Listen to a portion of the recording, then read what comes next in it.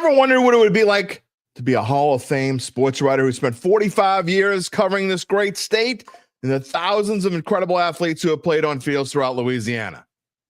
Yeah, I wondered the same thing. That's why we have the GOAT of prep writers here with us this morning. Robin Fambrough will talk about her legendary career, which sadly for all of us comes to an end on Friday. We'll discuss her greatest moments and what brought her from the bluegrass of Kentucky to the Mardi Gras of Louisiana. Yeah, that's bad. I know. The best I could do. Well, I mean, you see we'll get the green screen behind, right? The green screen's not working, so it's just really a green screen.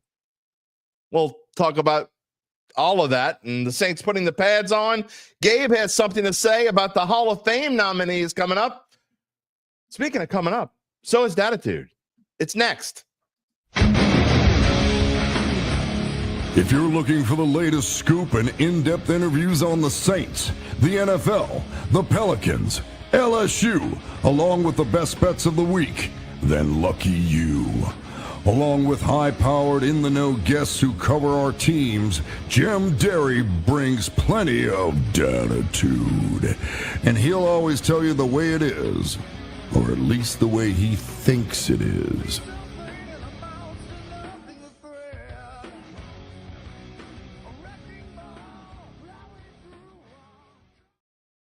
Where you at, Dattitude family? The final show of July. That means real football the rest of the way in 2025. Well, sort of. I mean, there's preseason. There's the Saints, so we count that as real football. Yeah. Oh, okay, sure, whatever.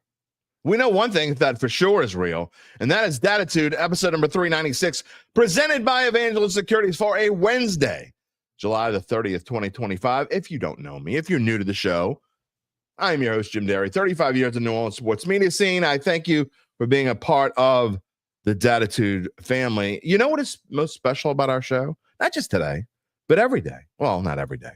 We're on live Monday, Wednesday, and Friday, 11 a.m. Central Time. You can be a part of the show by typing in your comment, whether you're doing it on YouTube, whether you're doing it on Facebook. We would prefer if you do it on YouTube and be subscribed to our page. You can be a part of the Dat family. If you're watching after the fact, or if you are listening because you don't want to see my ugly mug and this dumb green screen and not my real background behind me, then you can get in touch with me on X at Jim Derry Jr. or via email, jderrytheadvocate.com. And if you haven't subscribed, please do so. What is on the show today? Again, look, we are going to talk about some Saints. I know that y'all are all geared up about the football season coming up, but we have got to talk to the GOAT. Robin Fambrough has been not just a prep writer extraordinaire for thousands and thousands of high school athletes who have grown up and made their way to bigger and better things throughout her time at the Advocate, 34 years at the Advocate. But since 1981, she moved to Louisiana, and most of that 45 years has been spent in Louisiana, not all of it. But we're going to get her perspective on, what it's been like. I mean, because honestly, I don't know the answer to that. I mean, I've done a lot of things in my career. I have been able to scratch a lot of things off the bucket list, but nothing like Robin. I mean, she's in the Louisiana Sports Hall of Fame for a reason. And she's been a mentor and a friend to a lot of us. And we're going to talk to her, and she's come on about 11:20, maybe a few minutes before, depending on what we got. What else we got? We are going to talk a little bit about the Saints here this morning. They put the pads on yesterday. How exciting is that? I mean, it's exciting to the point where they put the pads on. It means that we're one step closer to real football. LSU got started. Tulane is about to get started, I believe, in their preseason work. And we're going to talk a little bit about, just a little bit. Gabe's going to come on later. He's going to talk about Hall of Fame nominees. There is a very familiar name on that list of eligibles of the Hall of Fame coming up. There's certainly one name you might know. As Gabe said, this is a loaded class. So we're going to talk about that coming up. Hall of Fame game tomorrow night, Thursday night, depending on when you're watching this. Lions versus Chargers. Do you get excited about preseason football? I know, look, some of us don't. And when you've been in the business as long as I have, and you've been watching football as long as I have, I'm sorry, I don't necessarily get excited. I used to. because it was the first quote unquote real football, whatever. I will say, though, I am looking forward to Saints preseason football because of all the changes. Lions, Chargers. I'm going to show you some the odds for the game tomorrow. I will give you a spoiler alert. The over-under, to show you how much preseason really just doesn't mean all that much. And it's nothing new. This is how the preseason lines have been the last few years. But the over-under is 32.5 for a Lions game. Just goes to show you. I mean, who's going to play in this game? We'll see.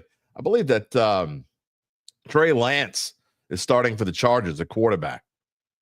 Yeah, so anyway, we'll see. A week from Friday, show number 400 is coming up. Jim Henderson will be our guest. I'm really looking forward to that show as well. We got some great stuff. We've had some really good shows since we've been back from vacation. Some fantastic guests. I thank them all. And I don't know who the guest is Friday. Monday, we're probably going to do another Mono E Monday. And so we'll see who the guests are coming up. But a week from Friday, August the 8th, show number 400, Jim Henderson is going to be our guest. I'm really looking forward to that. Some other things this morning. How about the comment stream? Who is here this morning? Rob, you were first. Good morning. Welcome. Charles Mangus, as always, he's here. Good morning. I'm so glad you're here. Gary, is it Ballane or am I pronouncing it correctly? Let me know if I'm not pronouncing it. Gary Ballane. Tell me if I'm not pronouncing it right. Good morning. It's kind of hot out there, just a little bit. It is July, though. And, weather-wise, I like to talk about the weather every now and I am very, I know, as we all should be. I couldn't go to sleep last night because I was kind of watching the earthquake just off the Russian coast last night. And I stayed up making sure that the tsunami, there was worries that the tsunami was going to be bad. I had some friends actually in Hawaii right now, but it ended up being okay. They had some issues, but nothing major. Anyway, so good news to them that it seems like looks like everybody's okay. Kyle Sherman, good morning from Chicago. Man, you're all over the place. He's in Chicago this morning. You switched from WWOZ to Dattitude. Well, of course you did. Thank you, Kyle. Appreciate that. UBN's here. Absolutely. RIP to that's right. It happened after we went off the air on Monday, so I have not talked about this. UBN's second favorite baseball player of all time, certainly one of mine. And I wrote on my Facebook page the other night that Ryan Sandberg is a big part of the reason why I became a Cubs fan so many years ago. I was really just starting to get into baseball, I guess, in my teen years. And I started off kind of as a Braves fan because I could see them more than I could see the Cubs. And then the Cubs were on every day, started watching both. And then the Ryan Sandberg game, I believe it was in June of 1984. I know it was in 1984. The baseball game of the week. For some people, it was their only chance to watch baseball back then. The game of the week on NBC. Tony Kubek, Bob Costas. If you haven't ever seen it, you should go find it. It is fantastic. And anyway, it is definitely one of the reasons a huge reason why I became a Cubs fan. So we will dedicate this show today to Ryan Sandberg, who passed away of cancer on Monday evening. And our thoughts and prayers go out to him and his family, and certainly to Cub Nation. A-Town is here. Good morning. Question: if Shedeur Sanders goes on Cleveland's practice squad, do I think that the Saints would sign him? I think that if the Saints wanted to sign Shedeur Sanders, they would have just drafted him. So no, I don't.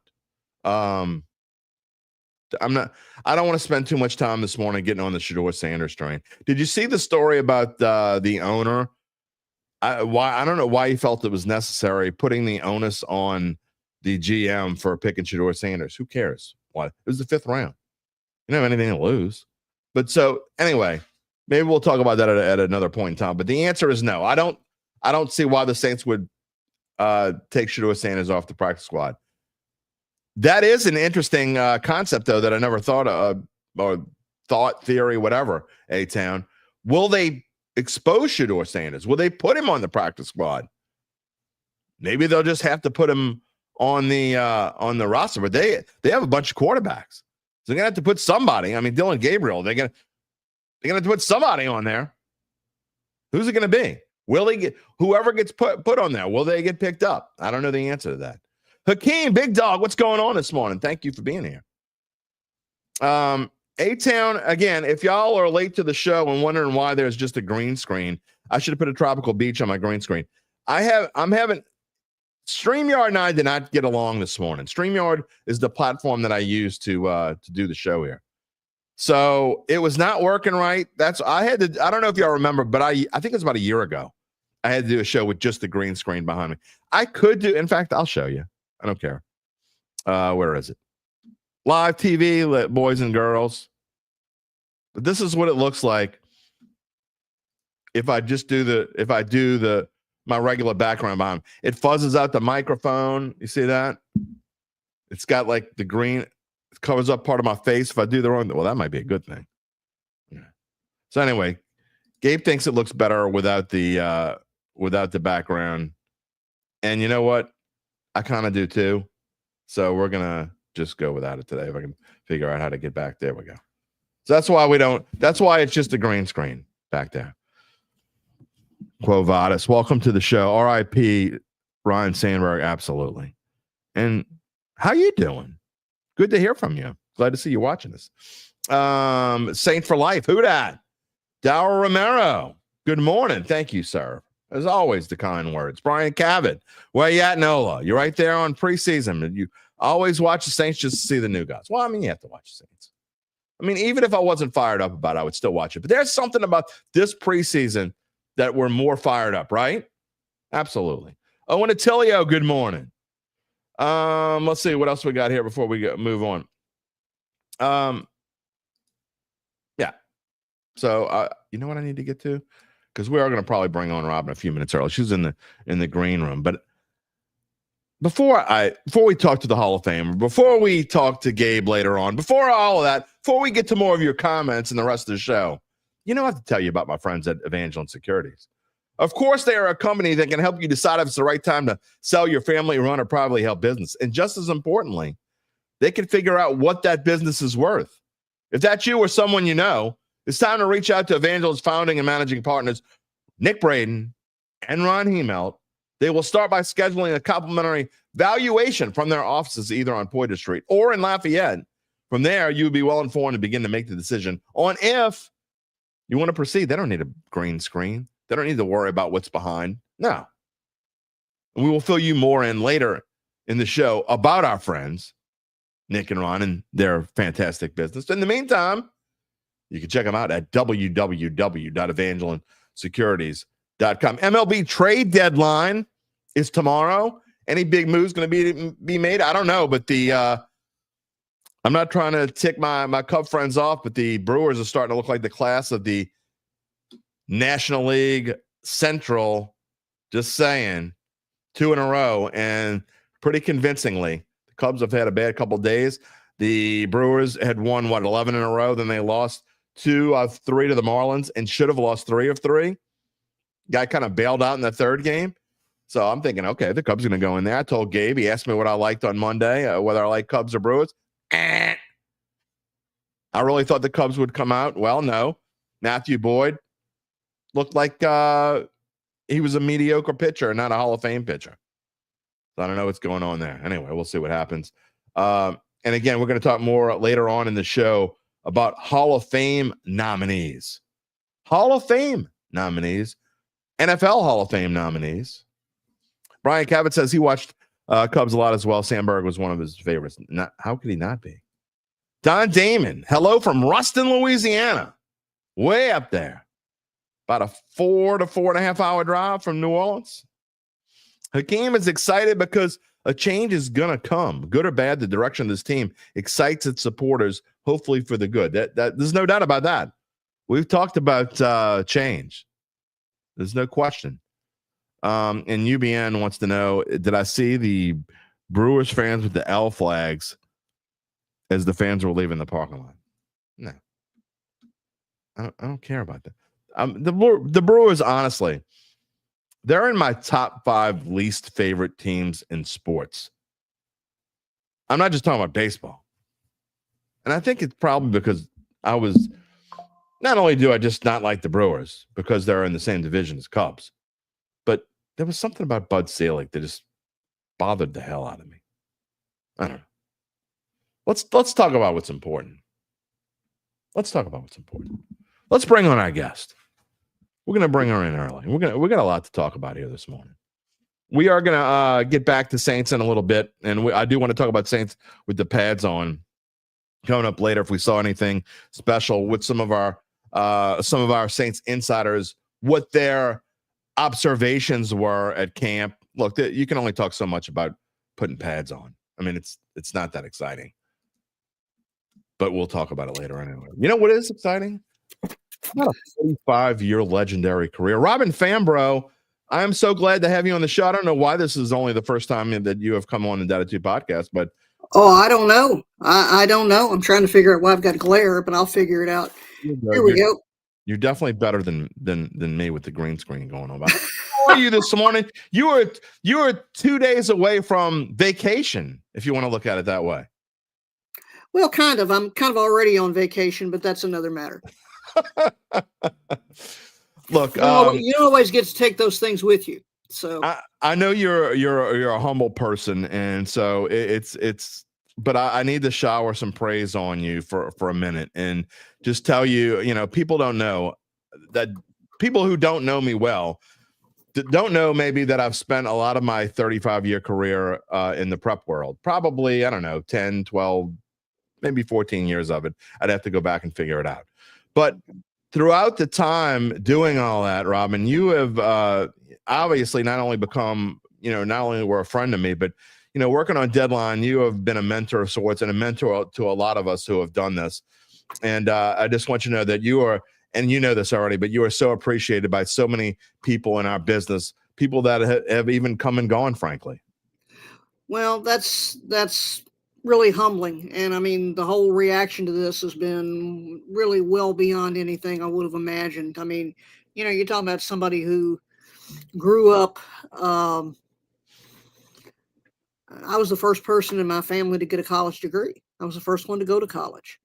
So it was just kind of a different upbringing, but a lot of the way I was brought up, my father was a salesman and owned a business. And, he was in what you would call a service industry. And through him, and of course, my mother and father obviously both passed on many years ago, but he's, pointed out to me early on that what I did was a service, like a service industry. And I've always felt that way.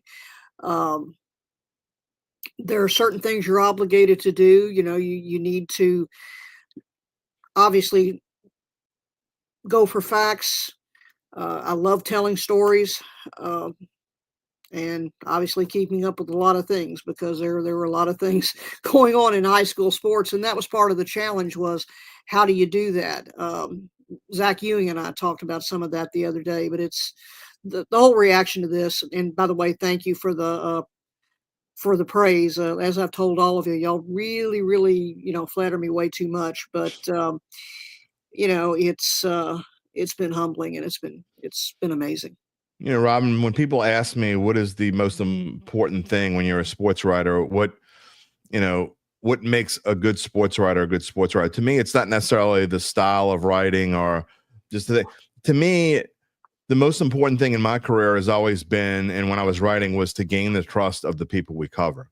And I think you did that as well as anybody. I mean, you're obviously beloved in Baton Rouge and around the state of Louisiana, but how did you take that on, especially coming here from another state and coming here from Kentucky, and first, not working at the Advocate, you started working at the Advocate 34 years ago? Yeah, well, almost 35. It'd be 35-year anniversary would be in November. Okay, well, I started at the Picayune in August of 1990. So we were about the same time at the Picayune and the Advocate. But just talk about that part of it, and trying to gain the trust of people that you cover. It's not an easy thing to do, because, as you know, in the prep world, you're covering hundreds. You literally have to cover hundreds of coaches at a time. Sure. And they're all different. And they don't all just say, okay, you're Robin Fambrough, I'm just going to go out and tell you everything. But that, to me, that's always been the toughest part of our job. It is. But, a couple of things. I actually came here in 79 to Louisiana in 79 as a graduate assistant at Nicholls State. And then from there in 81, after my husband Kevin and I got married, I worked for 3 years at the Daily Comet in Thibodaux. So that was a good primer. You're basically talking about 4 high schools in that Lafourche Parish area, and then a little bit of a spillover into other places. And then we kind of, from 84 to 89, kind of made the gamut where we moved multiple places. We were everywhere. And including one short tenure back in Kentucky. We were in Florida for a couple of years down around the Fort Lauderdale, Hollywood area, and came back to Louisiana initially in 88 in Alexandria, and then moved to Baton Rouge. In 87, we came back to Alexandria. No, take that back. Well, now you're getting me confused now. No, it was 88. It was 88. And, just a year later, we moved to Baton Rouge. So, a lot of good stuff in between. The Town Talk was a cool place to work too, because initially I was kind of started out as a clerk. And you know what that meant? Yep. I was a clerk as well. Yep. Yeah. Talking to people over the phone, and it's a great way to get to meet coaches. It's unfortunate people don't do that as much anymore because of the era we're in now. Everything has changed so much. But, started taking assignments for them, the sports, for sports, which Bob Tompkins was the sports editor at that time. And, owe a debt of gratitude to him. Doug Ireland was also on our staff as a full-time writer before he went to Northwestern State. Glenn Gilbo was on staff with us. So it was really kind of a neat thing. And then toward the end of the tenure, John Marquez, who's now the LSWA president, he was in Alexandria with us. And then we came to Baton Rouge and started out again as more of a freelancer. And then when I joined the staff the first year, my freelance stuff was primarily high school, but I did some Southern and a few other things. My first year, I did some desk work starting in 90, but I also was really kind of more of a general assignment person. So I still did preps.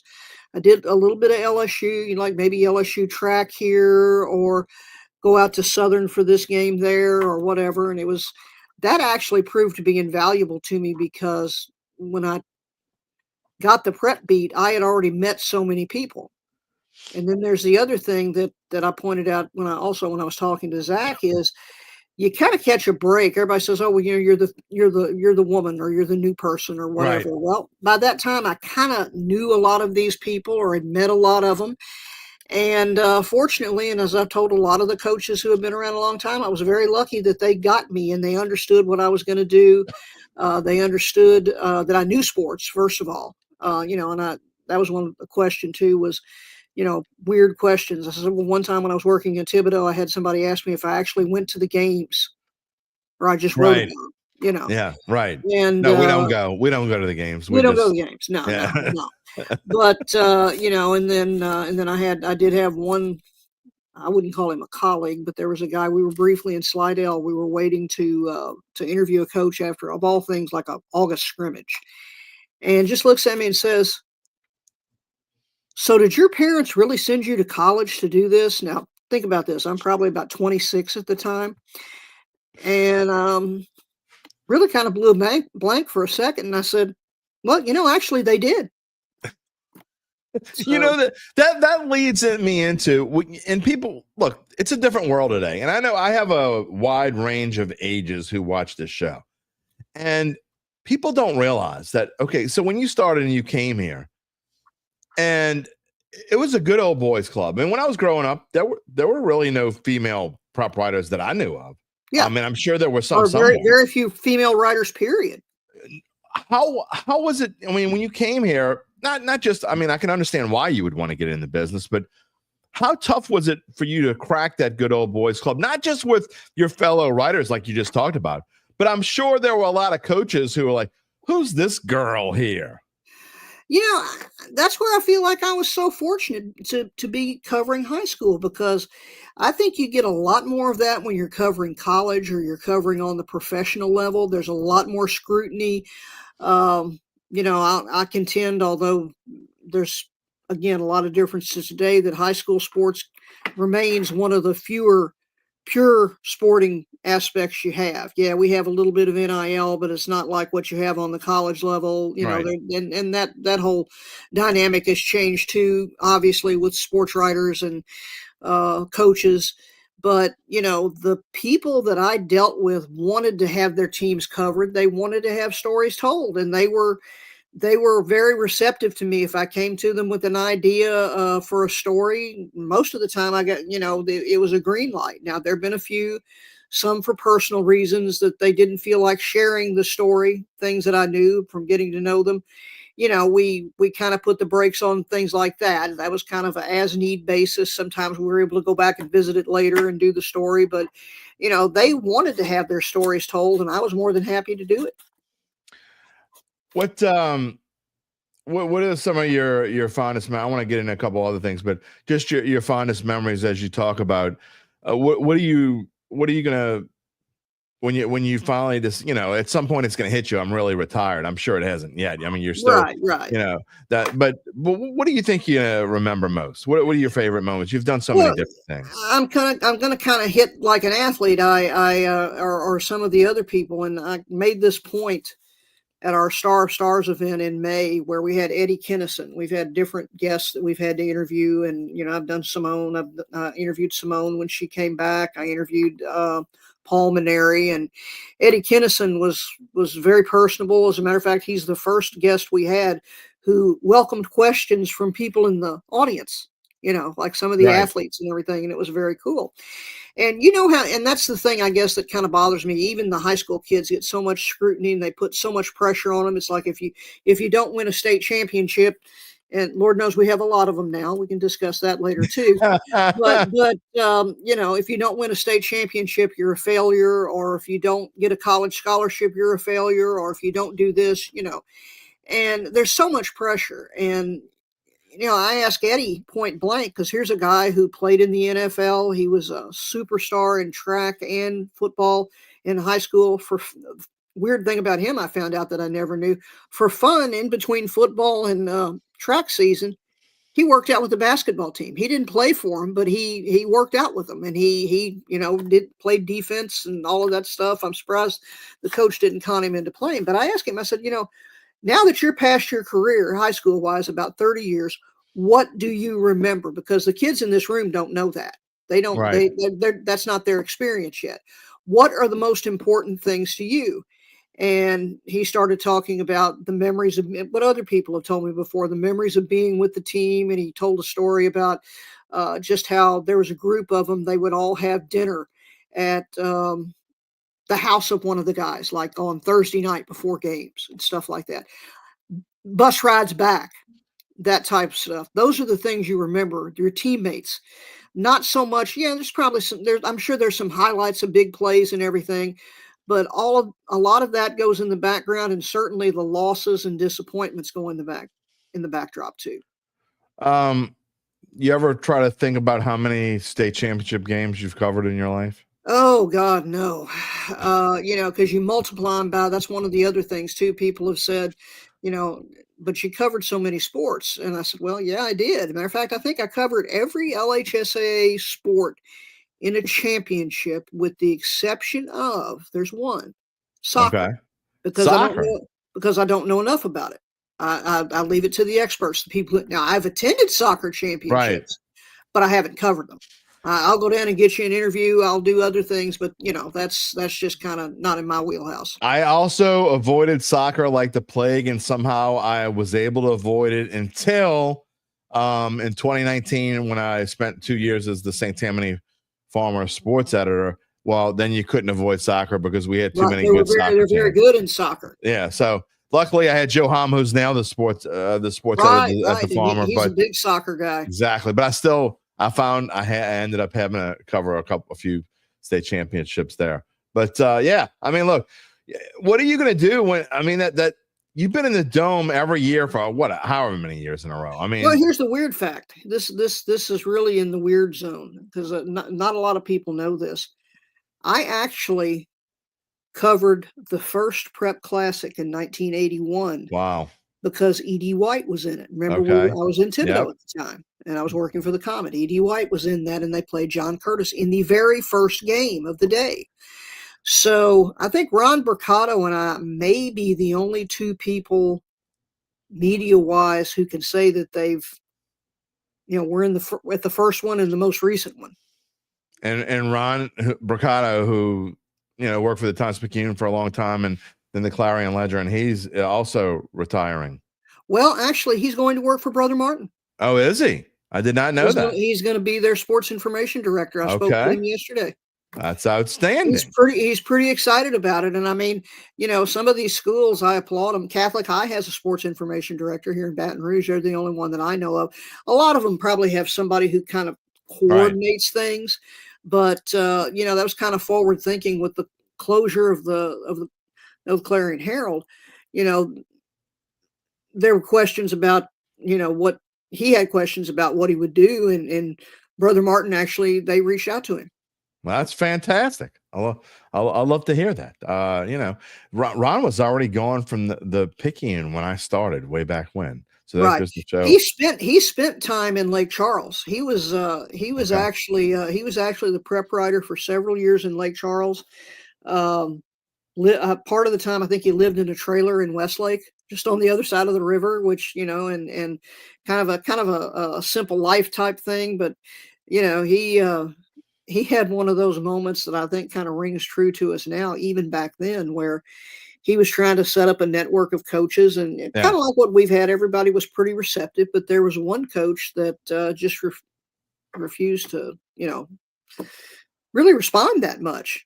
And he was trying to set up a network to get results and things like that.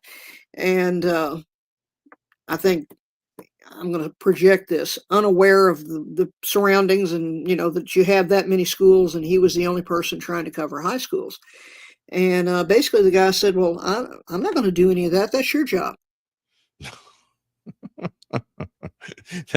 But there's a difference in that era, going from the 70s, 80s, and into the 90s. You had a lot of coaches in the profession.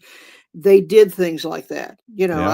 I've had many coaches that have talked about that. Do people call in now? At one point on Friday nights, we used to have like a row of people who would come in and take calls.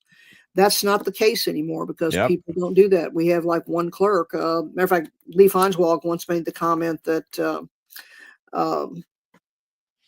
people covering elections had nothing on us because we had an election every Friday night. That's right. We sure did. And at the old Times-Picayune, same deal.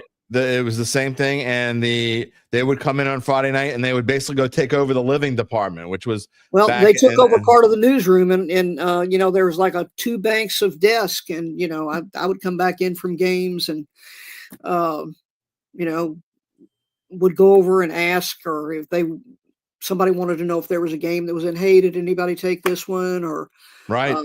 Or here. But we would cover every game. Every game in some form or fashion. I mean, even if it was just a call-in. We tried to.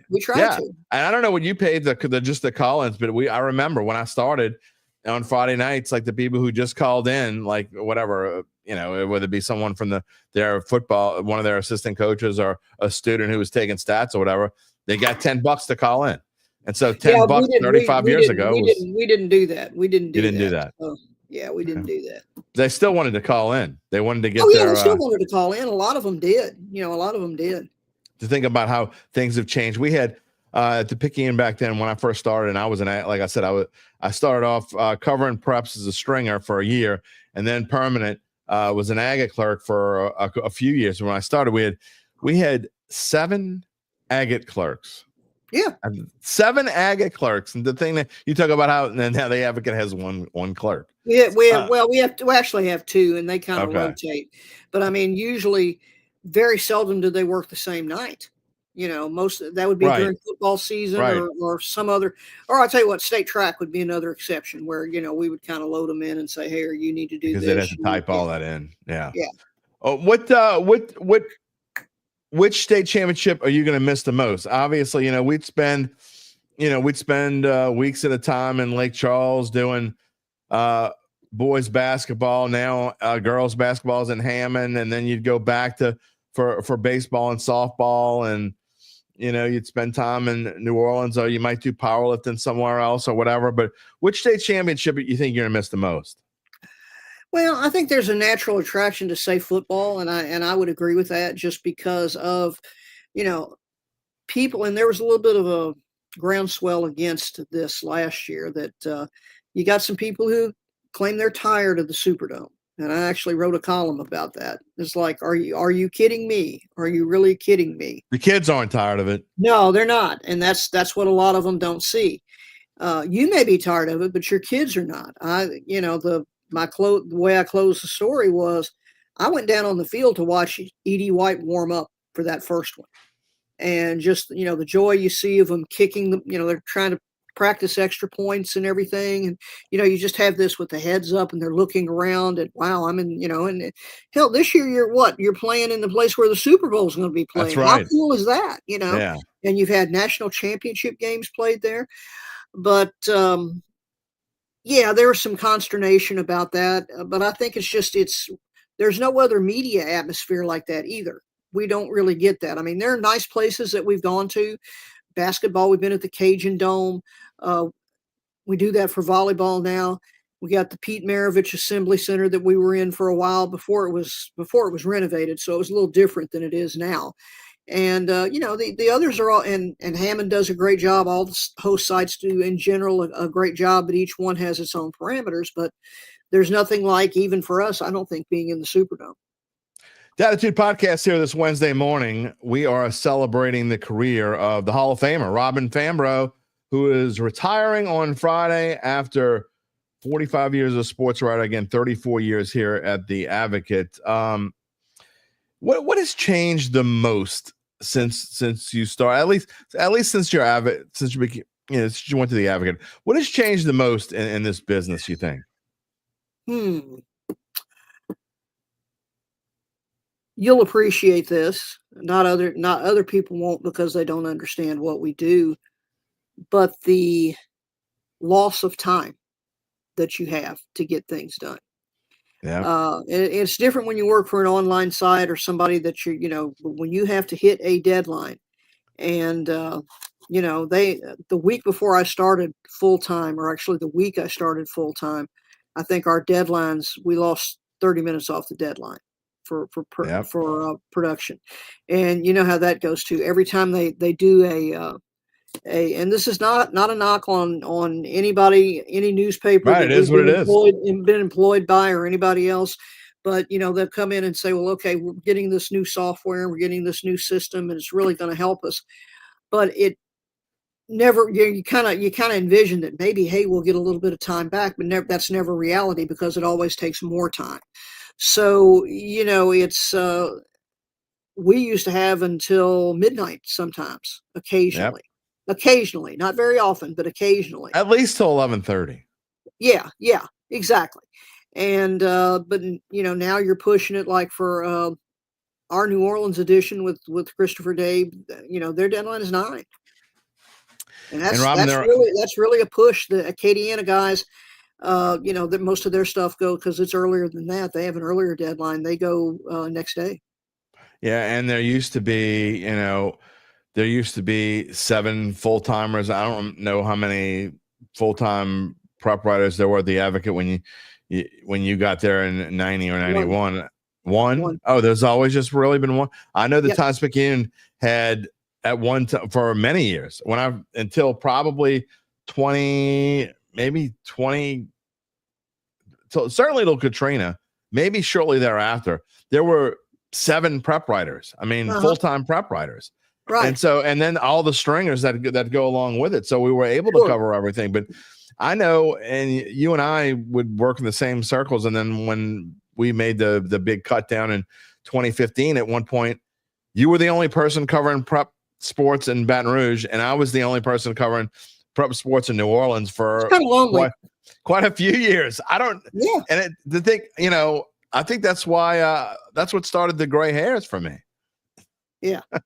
No, it's it's a challenge, and you have to kind of figure out how to make it all work. I don't know. I never have really played the game Jenga, but it kind of reminds me of that. Where you keep trying to move parts, Or actually, if you're me trying to fit stuff into our overstuffed freezer, sometimes you hope not everything falls out, but it's the same analogy where you're trying to fit the pieces and make sure that you're fair to everybody, make sure that you have people, because somebody noted to me that maybe at the LHSAA thing last week that, we always saw you, but we would think that you would be at certain big games and you weren't. And what they didn't understand was, A, I'd probably seen those teams already, and B, Right.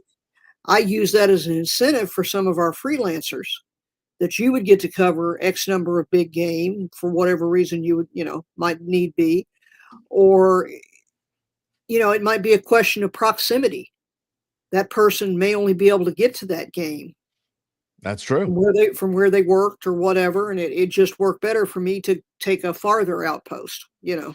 Well, and we look, coaches took note of what games we were at. Trust me. Oh, always. I mean, you haven't covered us in 8 weeks, or whatever. I mean, we're doing the best we can. It is what it is. Yeah, but yeah.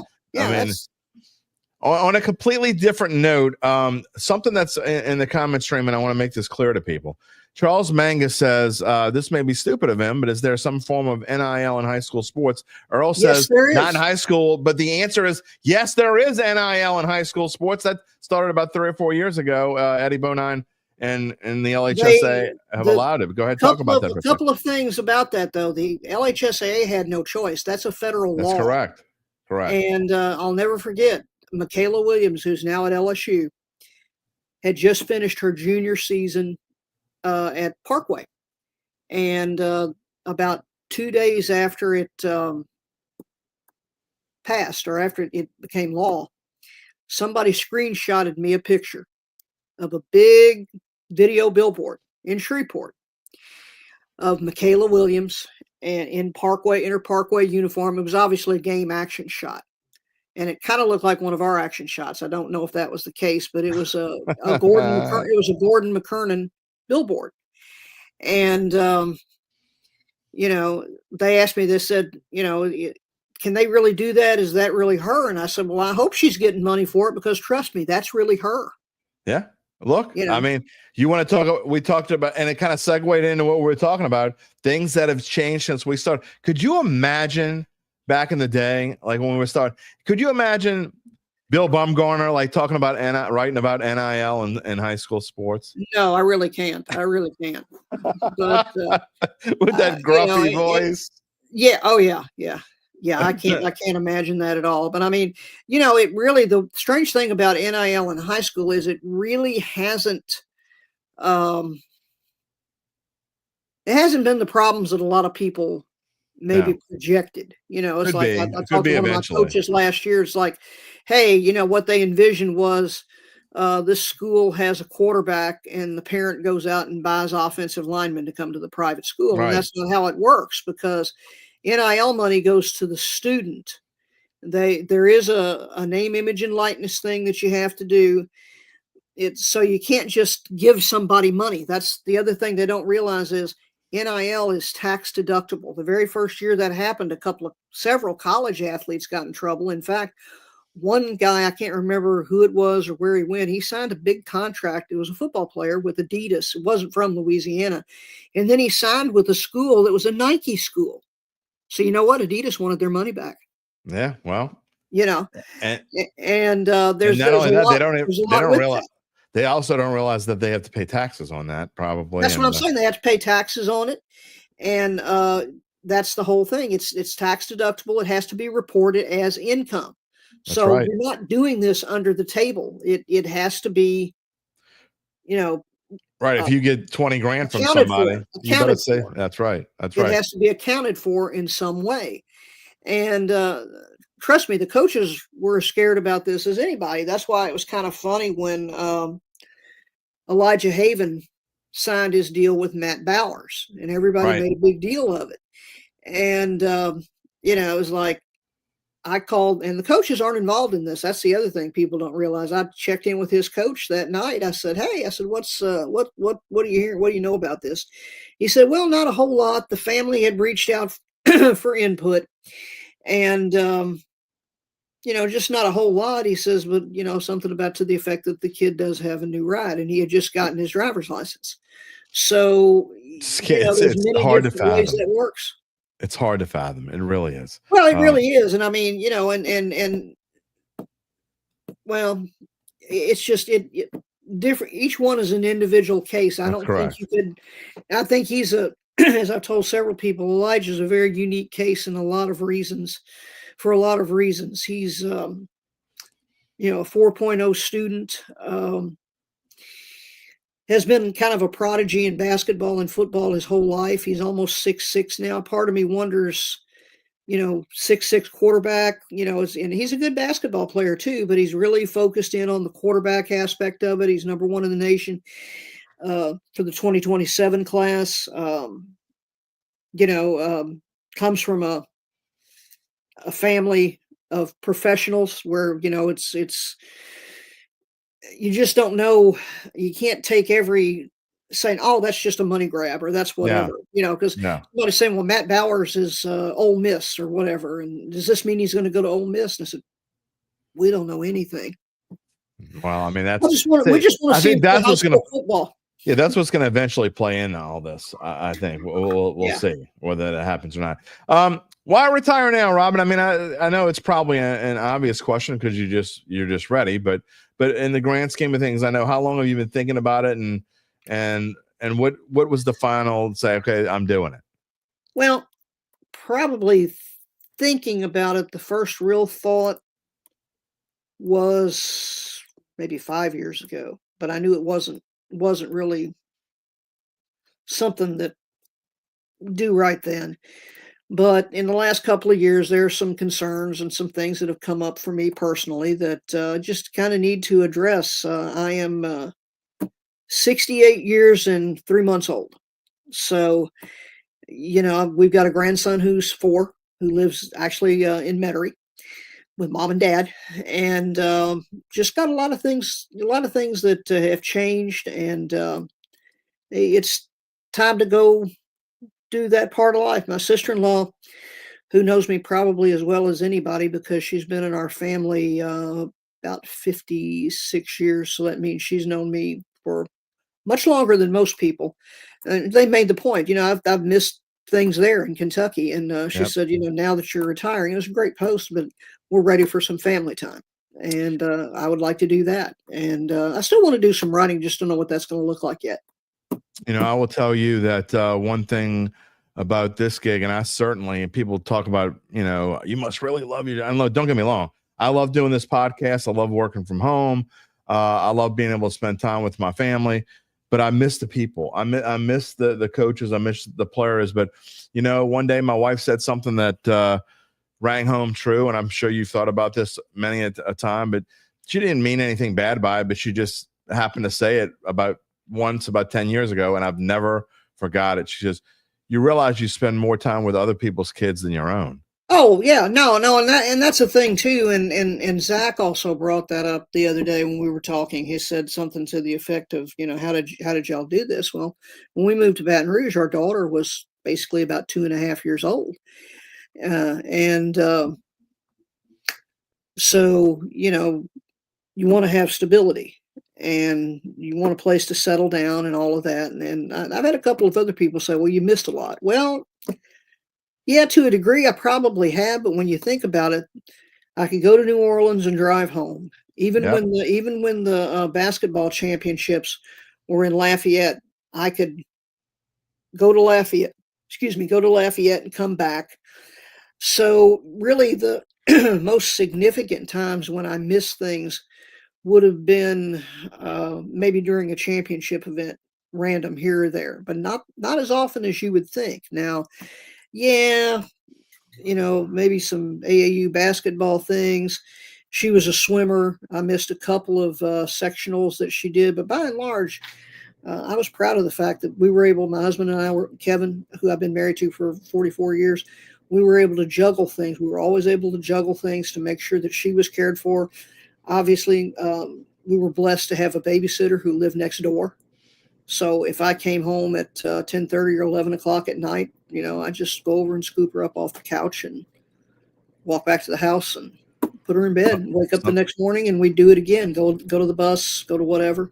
Some nights we were lucky. We got home at 10:30 or 11 at night. That's correct. That's correct. I mean, we spent a lot of Fridays doing it. Well, Friday, see, that was the beauty. My husband had Fridays off. Oh, that is great. So his days off were Friday and Saturday, and mine were Sunday and Monday. So that was a big thing too, that we were able to kind of squeeze in things there. And and back in the day, there were a few instances where I was able to take her with me to places, and that it's some. And I've talked about this. Lee Feinswald did this before I did. He says, he said the one thing most parents kids don't pay attention to what their job is, but he says my kids always thought their dad had a cool job being a sports writer, and I think my daughter did too. Because she also got to meet a lot of people and see a lot of different things, and all of that.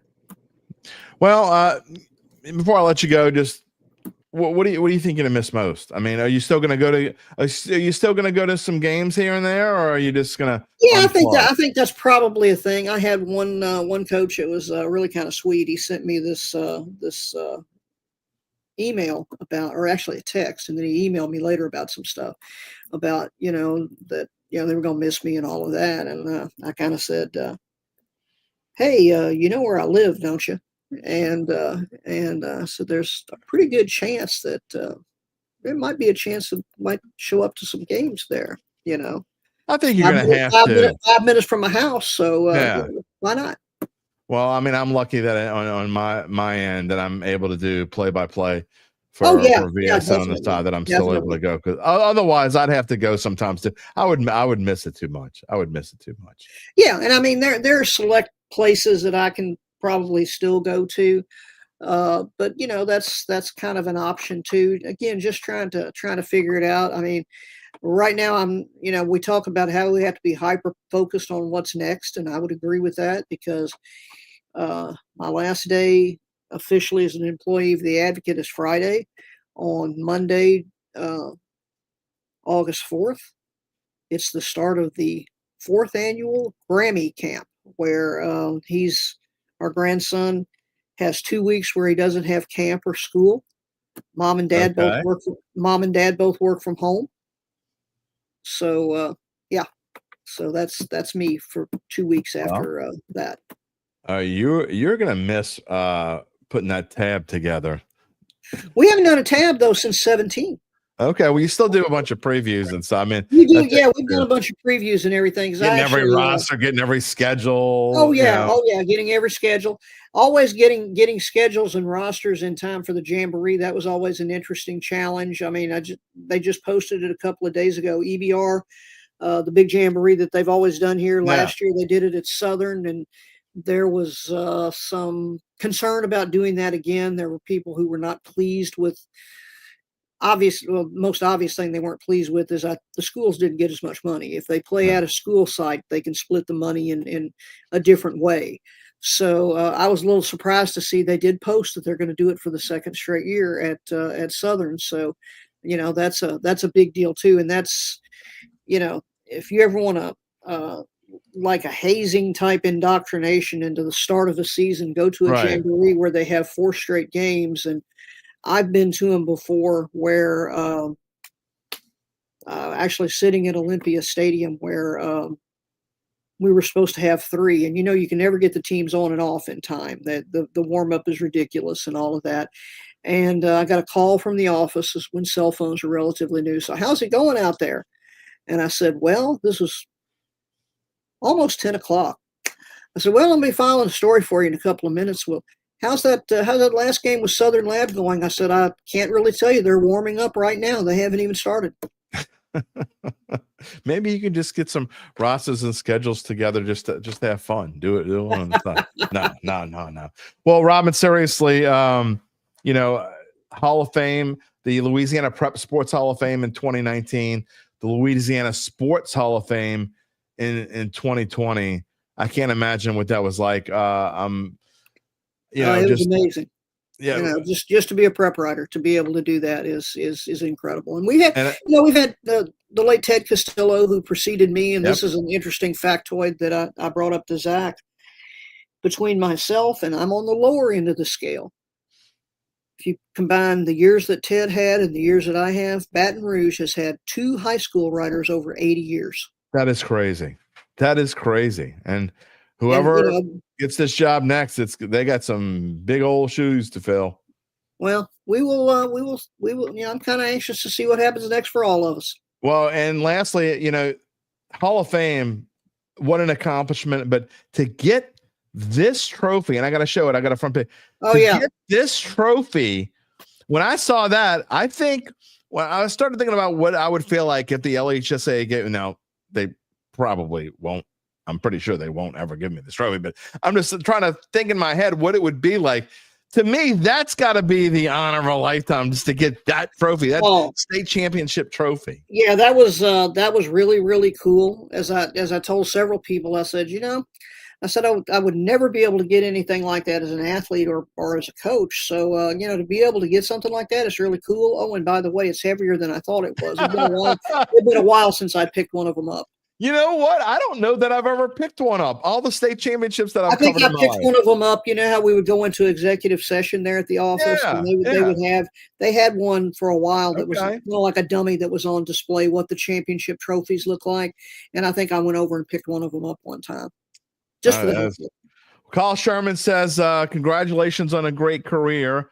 Lance Dobard says, wanted to give Miss Robin her props. I got a couple other people that have said some nice things to you as well. So there are people on there. You have fans here on the Dattitude podcast that are watching. Earl's Pick saying congratulations, Miss Robin. So, Robin, I'm so happy for you. Everyone.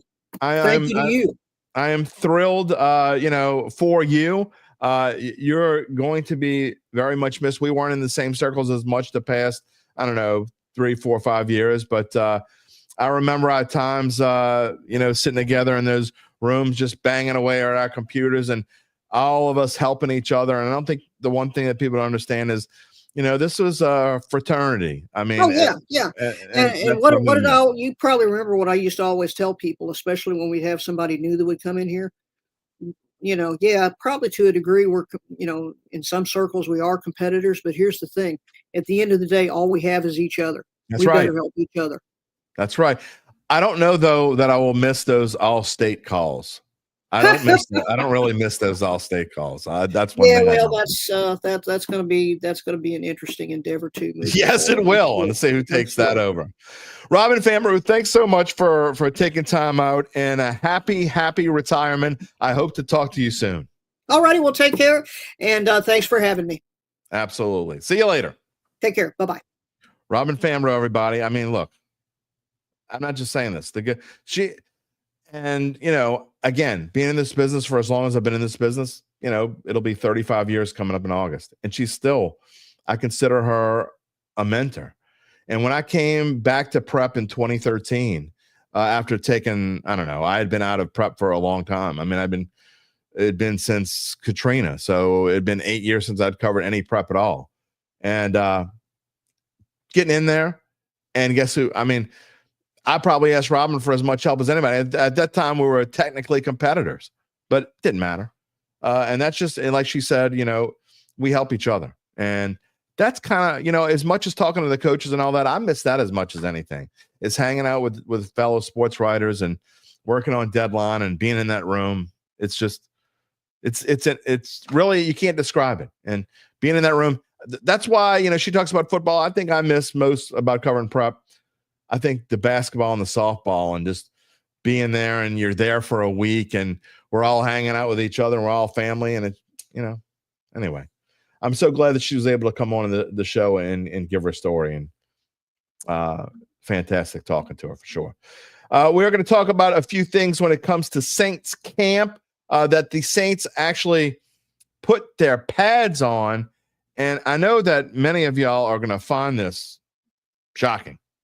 I mean, just truly shocking. But news this morning, breaking news this morning from Saints camp, according to our own Matthew Paris.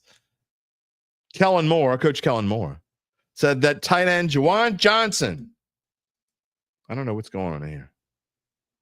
Gabe, is the overlay on where you can see it? I think I'm having that issue again where I can't see the overlay on. Okay, it is. It's on, but I can't see it for some unknown reason. Anyway, Juwan Johnson suffered some sort of injury in practice today. We don't know. It's an undisclosed injury. So I first, while we were talking, Sean says, have I heard about Juwan Johnson injury news? Knee injury, not sure how serious. I don't see that it's a knee injury anywhere. I would say this. It's probably, and I'd say probably, because we never know. It's probably not a big deal. Catherine Terrell of ESPN is saying Juwan Johnson was one of the players who left with an injury today. She never saw him, but some reporters saw him during the stretching portion. I mean, also John Ridgway was injured. Trayton Welch, I don't know who that is, also injured. So, in answer to your question, I guess we'll find out about that soon enough. I'm a little overclimped. I got to drink some water after that. I mean, really? Is that where we are now? I don't know. I guess so. Bring in Gabe. We're going to talk more about the Saints as we go along. I will definitely spend some time on just the Saints as we go along here this morning. But I had to welcome in Gabe Henderson because I'm verklempt. This has not been my morning so far. Well, Jim, we're an hour in, and there is one thing that you have forgotten to talk about to this point that we do need you for. You've got to tell people what's important. Oh, that's right. I sure do. Well, I've already said it once. We did one commercial, but we do have to do another. We did. Yeah, we did. I read it. I did. I promise. Maybe I was down. But it is important to talk. We'll talk about it again because we told you earlier, Gabe Henderson and company, we will let you know more about how Evangeline Securities can help you figure out what your family-run or privately held business might be worth and whether it's time to sell. How do they do it? Thanks for asking, Gabe. After the complimentary valuation of your company, if you decide to proceed, native New Orleanians Nick Braden, Ryan Hemelt, and the folks at Evangeline will begin an extensive auction process from among established private equity funds from around the world. They'll maximize the return for the founder and his or her family. Evangeline Securities is the top producer on their platform. There are very few companies like them in this area. None, and I mean none. None. With their dedication and success. I can spell none. I'm so proud of myself. They're fully licensed. They're ready to serve you. So get in touch with Nick and Ron about what's really important. It ain't Juwan Johnson. It ain't John Ridgway. Gabe Henderson, what's really important? The rest of your life. You can find them at www.evangelinesecurities.com. I mean, who would have thunk it? Juwan Johnson. I mean, he's banged up. People are worried. Gabe, I'm worried. His contract was too big. I said it at the time. I'll say it again. All right. Saints put the pads on. Before we get to anything Saints related, are you fired up about the first preseason game? I know a lot of our commenters were fired up. It's the Chargers. It's the Lions. It's the Hall of Fame game. Oh, boy. I won't watch a single second of it. Oh, I will because I can't help myself. I don't know. I probably won't watch a lot of seconds of it, but I will watch some. The Chargers are you're probably going to write about this at some point at sportsbookreview.com. You won't. Okay. I'm not. We do have people covering this, but I am personally not covering it. All right. Chargers are 1.5 point underdog. The Lions are favored. The over-under, to show you how exciting it probably will be, is 32.5. And honestly, I'd probably take the under because these early preseason games, and I'm not kidding, there is actually, I always tell people you're a sicko if you bet on preseason games. However, there are trends that show that these early over-unders, the unders hit like a lot. So if you want to bet on something without me knowing anything, blindly, I will tell you, I will take the under 32.5. So if you're going to bet on the Hall of Fame game or any preseason game, there are two things you need to do. Number one, go to sportsbookreview.com and get all of the leans, all of the latest lines, all of your information that you need. Number for those two, games. Number two, call the number. There you go. Call the number. Call the number. Call the number. If you're betting on preseason, you probably need to call the number. That money is much better. Call the number. Give it to futures. I mean, go donate to a pet shelter. Find something good to do. Go buy birdseed. Feed the pigeons on Saturday and Sunday. I'm not kidding. So when I attack preseason from a betting angle, I don't bet on preseason games. I spend this time researching more futures that I want to make, and I place all the final future bets that I want to make before the season starts. Yeah. So I've got a running list. All right. And so for those of you who don't know, by the way, we are about to start our NFL team by team previews, which I didn't realize this is going to be my 4th year of doing that. Okay. So 4th year doing NFL previews. And this is how we're going to do it. It took me a while to figure out, I'm slow. So we're going to do it via the short. Okay. So I'm going to do 2 divisions a week. I'm going to do the AFC, whatever division we picked, like just to show that the week 1, which starts on Monday, I'm going to do the AFC East. In the morning, I'll release an AFC East short, 1 team. In the evening or in the afternoon, I'll do the NFC East. I'll probably go alphabetically. And then so that'll be Monday, Tuesday, Wednesday, Thursday. And then on Friday, Gabe, on the show, even after whoever our guest is on Friday, you could come on and tell me how wrong I am. I don't know how much we'll differ on division standings this year. It'll be fun. I will say, I think this is a good point where I can slip this in. So to anyone who was here watching Monday's show, that's what she said. Jim and I'm not supposed to say that. Jim and I discussed what would happen if the Saints win 10 games, as Lance so confidently claimed they would. And so Lance wasn't the only one. I think who did thinks they're going to win 10 too. They're not going to win 10. But anyway, if by some miracle the Saints win 10 games, what Jim and I agreed to do is I will buy a Saints jersey. I will wear it on the show, admit that I'm wrong, or I was wrong, and then we will we will send that jersey to one of the listeners. I will put all the regulars' names in a hat. Mm-hmm. Okay. And I mean, all the regulars, and we'll hopefully have more regulars by then. We'll have a contest. If you've commented on at least 10 shows, that means you're a regular. If you commented at least 10 shows, so this is the deal. Like Gabe said, if the Saints actually win 10 games and he's wrong, he's going to buy a Saints jersey. He's going to wear it on the show, and then when the show's over, he's going to wash it, I think. And then what do you think I am, Jim? And then he's going to give it to one of the regulars. We're going to pick a regular's name out of the hat. We'll do it on a live show, and then a live. So here's the question: If they have that to fit happens, you have to get a big size, though, I guess. Well, so I was going to say, would I get a jersey of the starting quarterback who leads them to 10 wins, or would I get a custom-made Dattitude jersey? Custom-made Dattitude jersey. Yeah, you just put Dattitude. Maybe you could just put. Maybe we could just pick a 10. We can pick a 10. There you go, a 10, a number 10 in the back just says or 25, or I guess then it'd be 26. I like it. Yeah, we'll see. I like that. Good idea. Come up with something. Chad Gage says another podcast, probably the Fanboys, claims Rattler. Of course they are. Claims Rattler is looking better than Chuck, and stated if there was a game tomorrow, Rattler should definitely be the starter.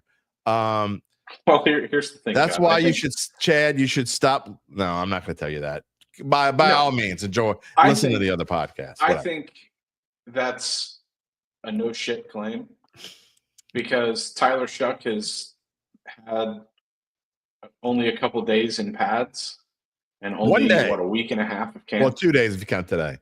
Yeah, and a week and a half of camp. So I would absolutely go with the guy that has NFL experience over a rookie with less than 2 weeks under his belt. Well, guess what? The regular season doesn't start until a month from next Thursday. A month from next Thursday. Not tomorrow. Tomorrow's Thursday. A month from next Thursday.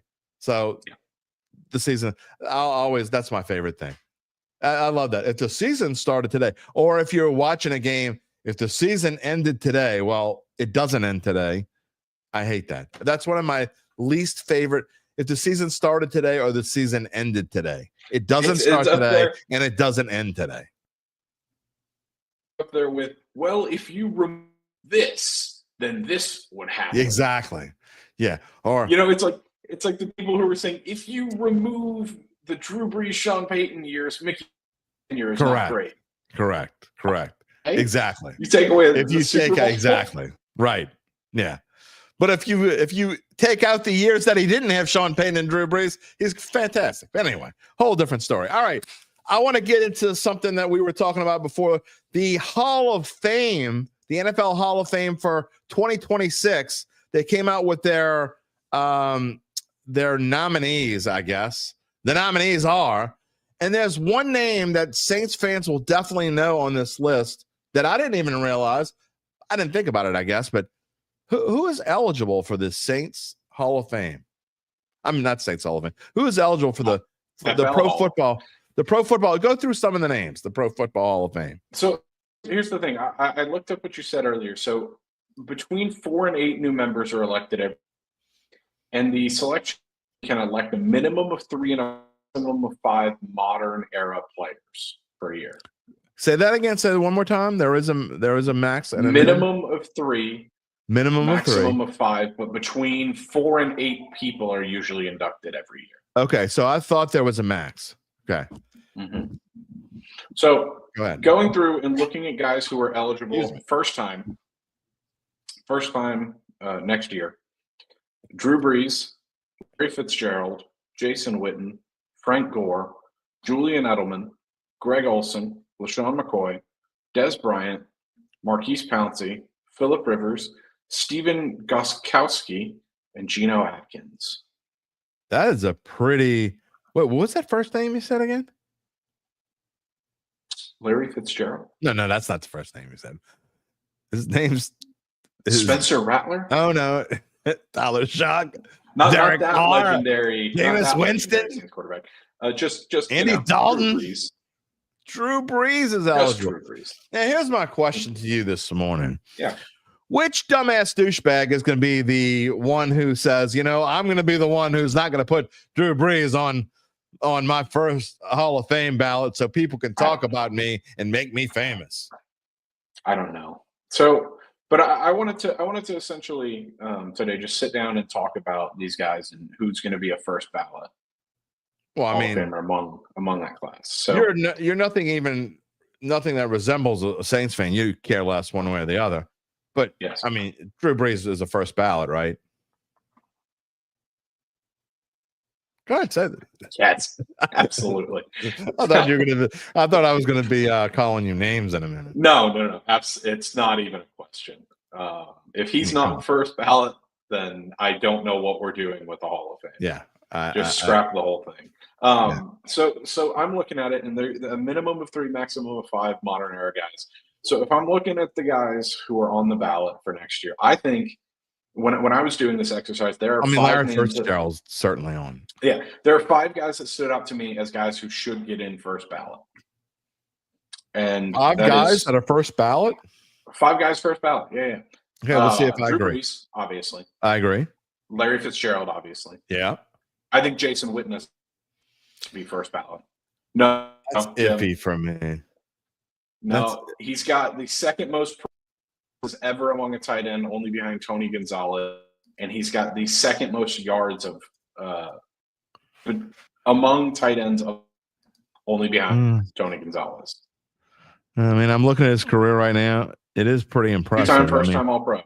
13,000 yards as a tight end. That's a lot. He played against Tony Gonzalez. Yeah, that's Kelsey, true. Okay, all of those guys. I don't know if I would necessarily. I think he's a lock. Okay, I don't know if I would necessarily vote for him first ballot Hall of Fame. However, I see your point. I don't have a problem with it. So who else would you? I think he's absolutely. I don't think that's a question. Okay, so Frank who else? Gore, I think, is absolutely a first ballot Hall of Fame. Yeah, I think. I guess so. Yeah. See, the longevity at the running back position is just incredible. For modern Frank Gore. Let's Frank Gore. He played 16 seasons. Had exactly. Well, I think we looked it up the other day. Yeah, we did. How about this? Yeah. And we brought this up the other day for people who weren't watching. This is crazy, by the way. Frank Gore played. I think we talked about it after the show. Oh, maybe it was. Okay, maybe we didn't talk about it on the show. Yeah, it was 16 seasons.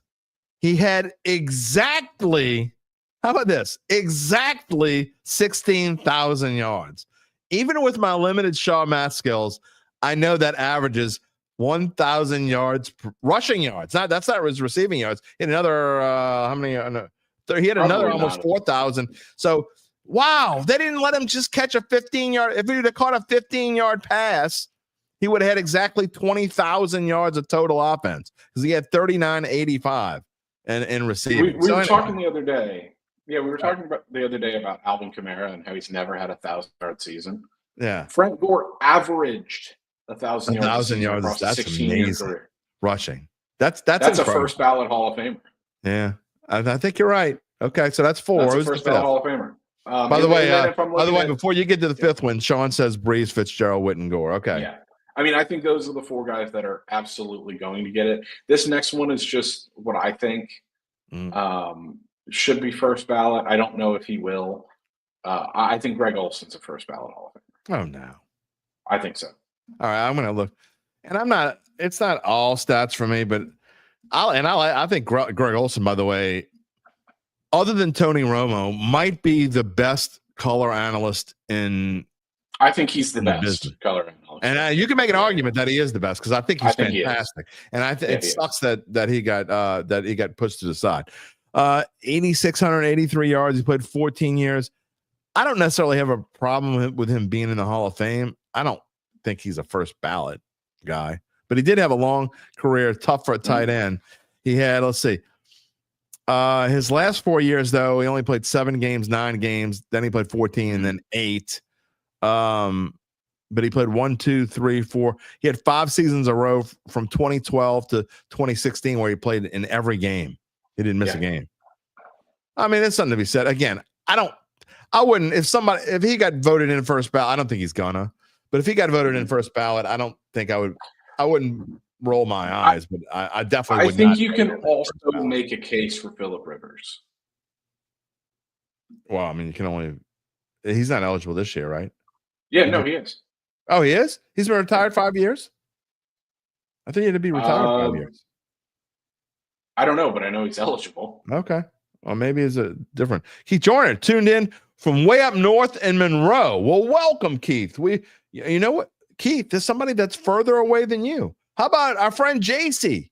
He's in Denver. It's 88 degrees in Denver today. We appreciate the weather of the always, and I'm not joking. I saw it was like 90, like 97. It's just as hot in Denver a day or two ago as it was in New Orleans. Jason, he says, are you saying that Rivers shouldn't be a Hall of Famer at all?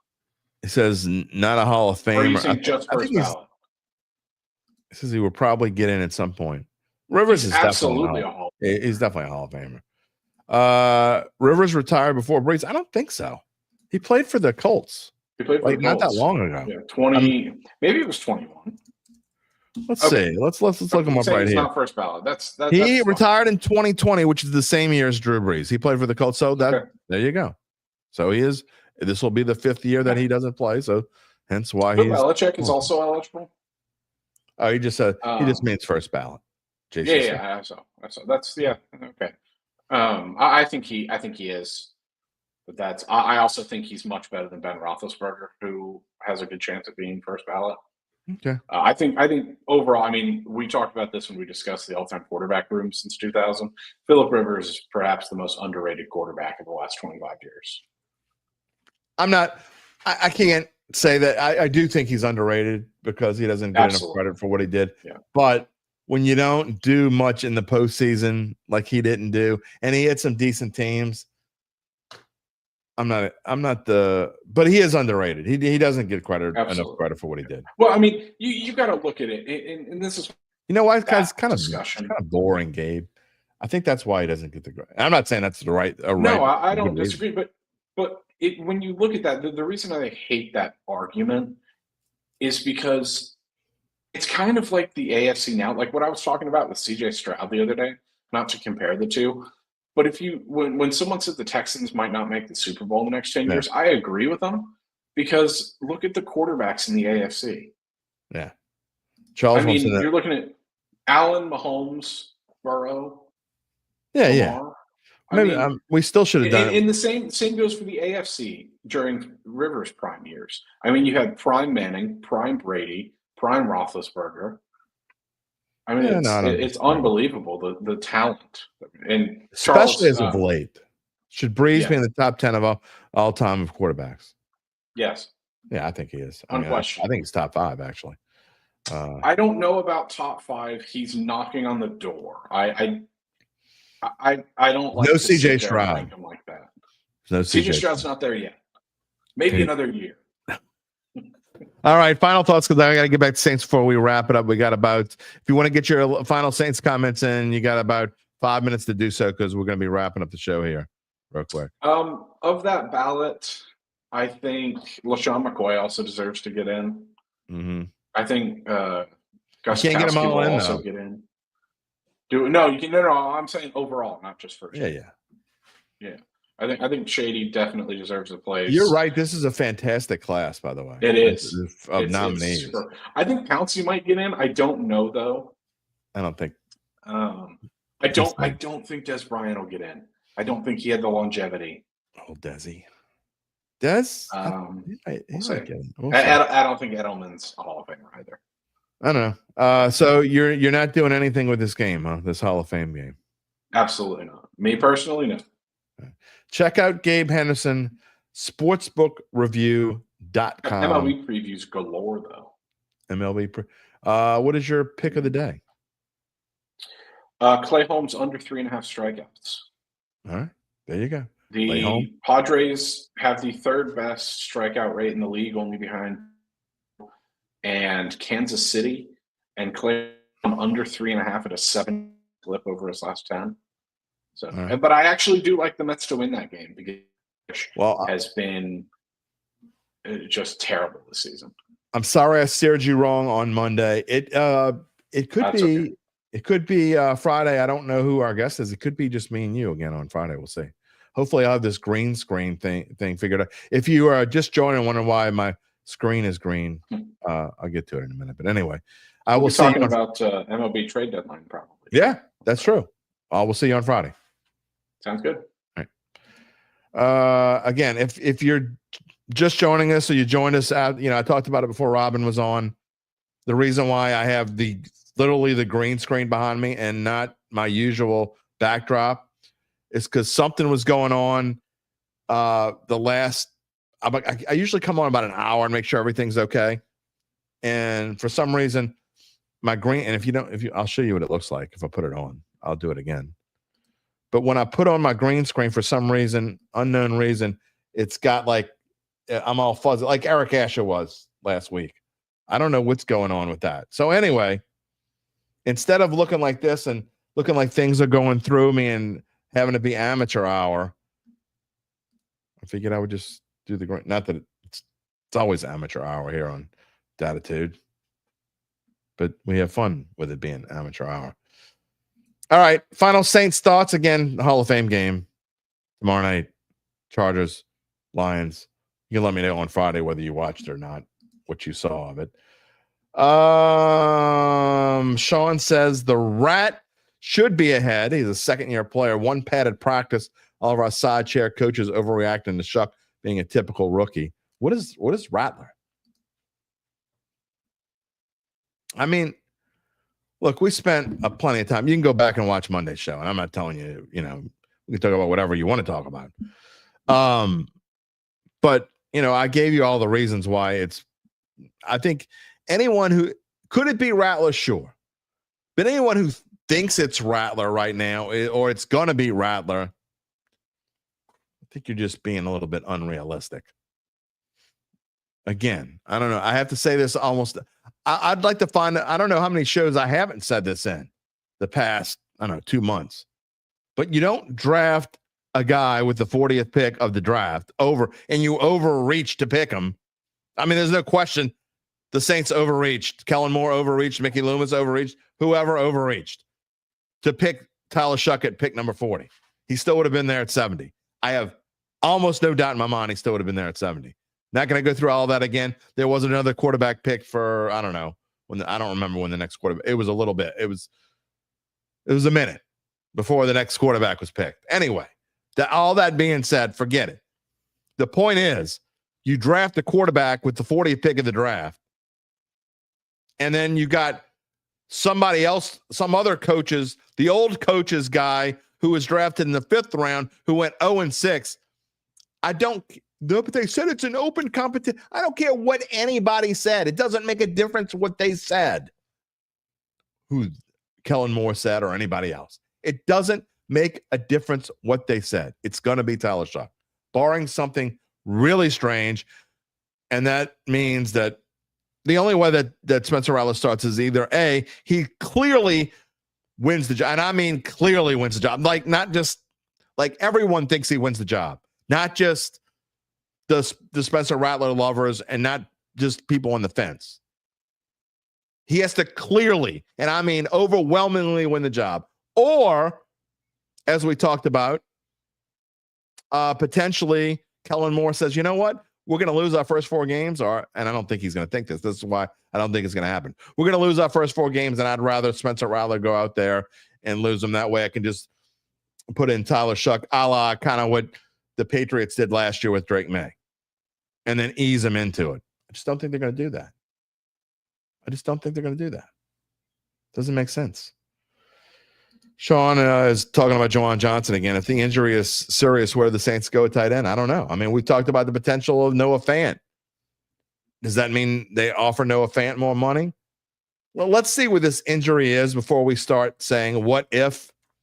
Because from all accounts that I've seen as I was trying to scour through Twitter while I'm still on here with Gabe and Robin, is it didn't seem like it was all that serious.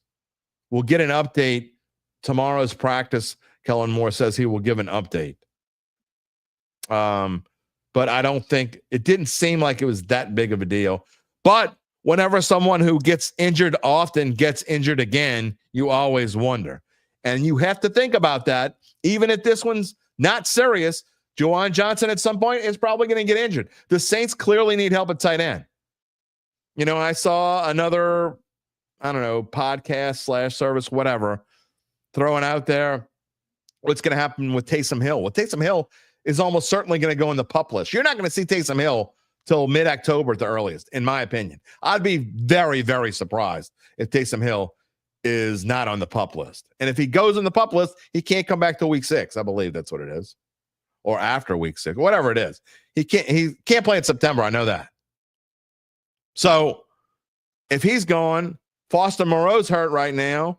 You got the rookie. You're in a tough spot. You're in a tough spot anyway. That's why I think you got to find a. Yeah, I think you got to find a way. I'm not sure what this question's about. Charles wants to know if we made $3 million a year for 28 years, would we be broke? If I made $3 million a year this year, you wouldn't see me next year at this time. I'd be gone, bye. See you later. You'd have to find me on Twitter or come meet me for lunch or something and I'd be paying. If I made $3 million this year, like somebody gave me $3 million, I'd work for the rest of the year. Adios. I'm old, dude.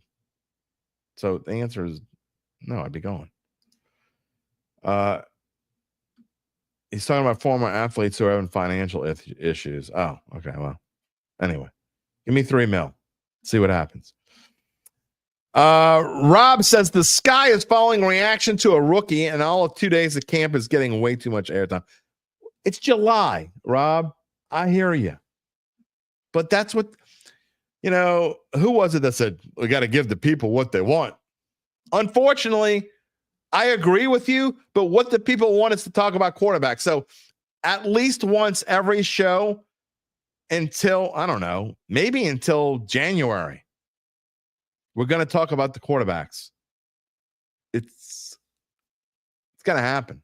See, I mean, here's Reginald Porter. He wants to talk quarterback. The cream rises to the top. There is no cream. There's no cream on this team. There's rusty water. There's like poison.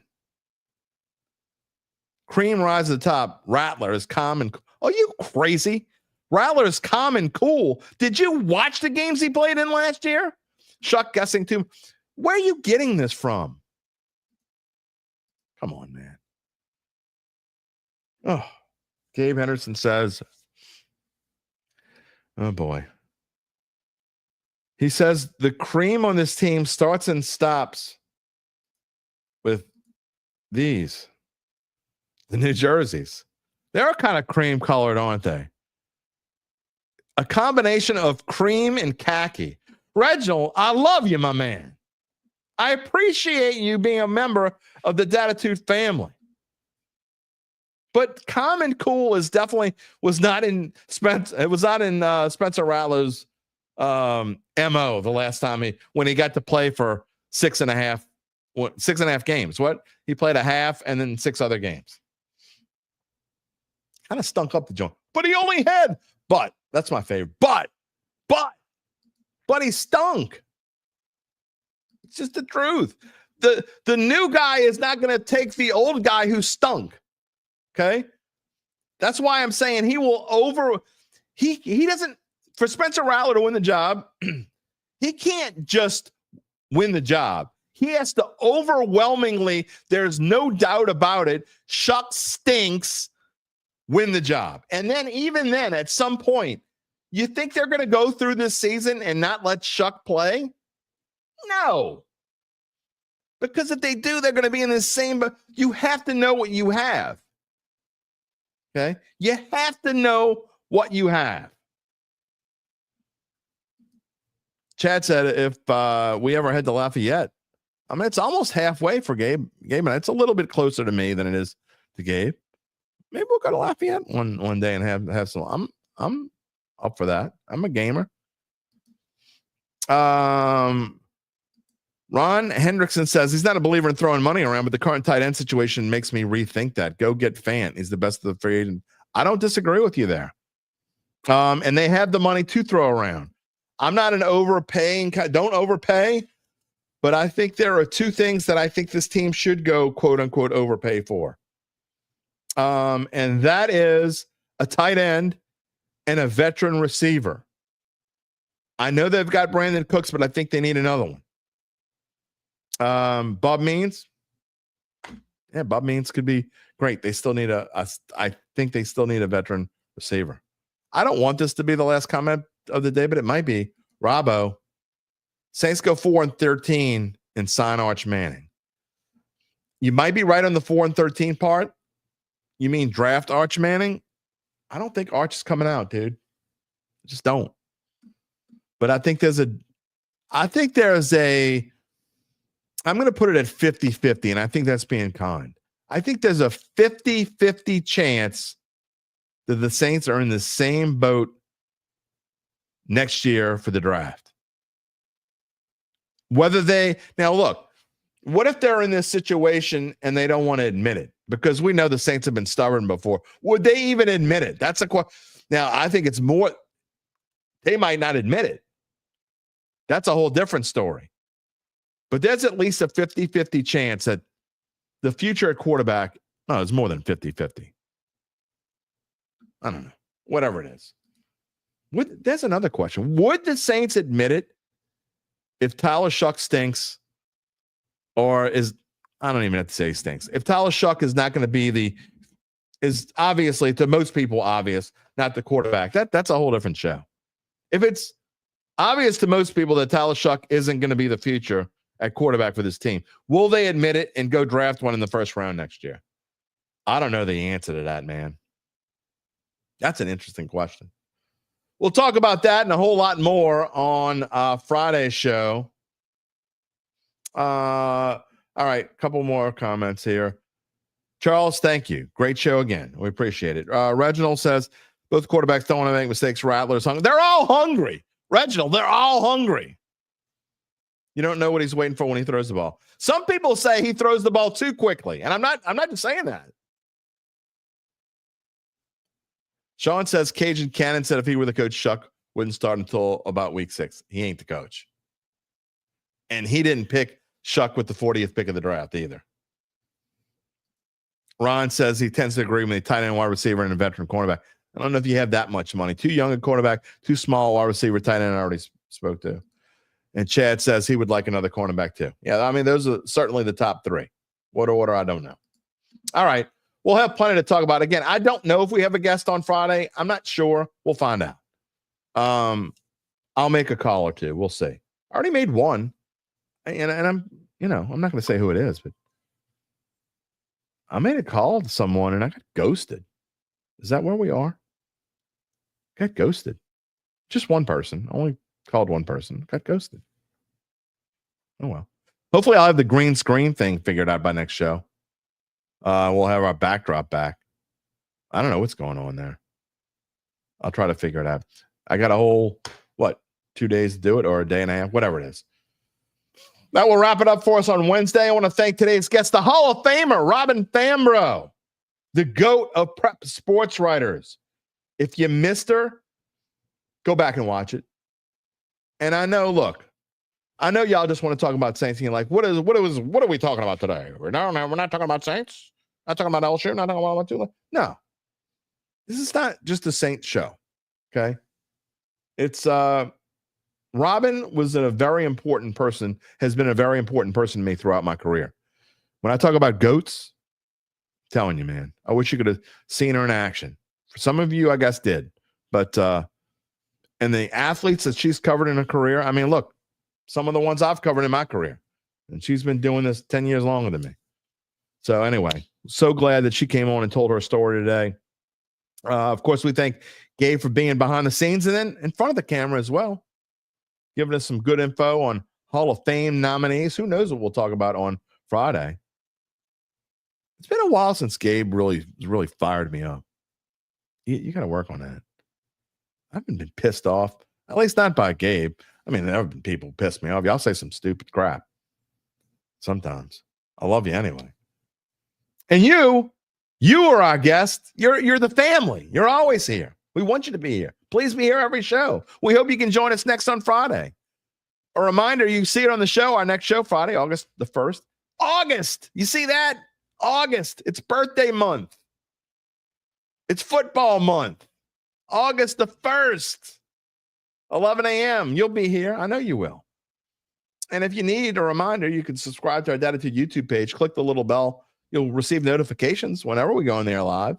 If it's not our regular Monday, Wednesday, Friday at 11 a.m., you might need to know. You can also find us wherever you get your podcasts, including Apple, Spotify, and many more. And find a replay of the show on NOLA.com/sports. You can find me, bet.NOLA.com. Our insiders on NOLA.com/sports/Saints. Gabe Henderson, sportsbookreview.com. You can find us all sorts of places. Just find us here on Friday because that's when we will see you next. So what do we say? We say take it easy, my friends.